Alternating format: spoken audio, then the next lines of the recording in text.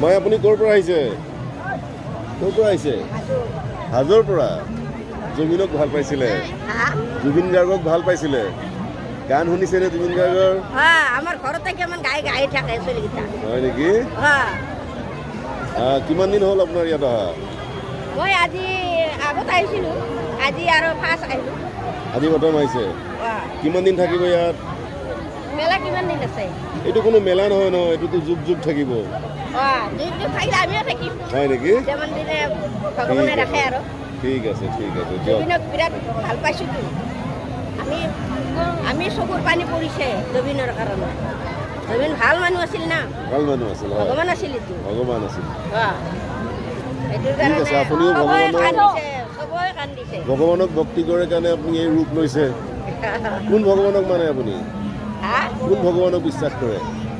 মহাদেৱ। মহাদেৱ। আৰু জুবিন গাৰ্গো আছিল মহাদেৱ ভক্ত। মহাদেৱ এতিয়া আমি যিটো ভগৱানে দুনিয়াত পৃথিৱীত পঠাইছে বনাইছে তাকেহে মানব লাগিব। এতিয়া সি আৰু ভগৱানে তাৰ ৰূপ দিছে আৰু ভগৱানৰ সি ভগৱান এতিয়া ভগৱানে বনাইছে। এতিয়া কোন ৰূপত কোনি আহিছে ক'ব নোৱাৰে না। যে ভগৱানৰ যেনেকা হেৰি তাৰ পুৰুষৰ মায়া ধৰিব নোৱাৰি কোন ভগৱানৰ ৰূপ লৈ আহিছে। নিশ্চয় তাই পূজাৰ পাঠ কৰা নাই, তাই নামাজ পঢ়া নাই, একো নাই, খালি মানুহৰ ইবাদত কৰিছে। আজি সমগ্ৰ অসমে বিশ্বাস কৰিছে যে তেওঁ এজন অৱতাৰী পুৰুষ, জানো ভগৱানৰে ৰূপ।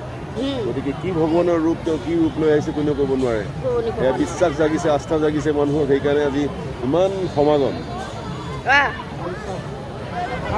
সাধু সন্যাসীবিলাকো আহি দিয়ক জয় জুবিন গাৰ্গ বুলি কওক। জয় জুবিন দা জয়।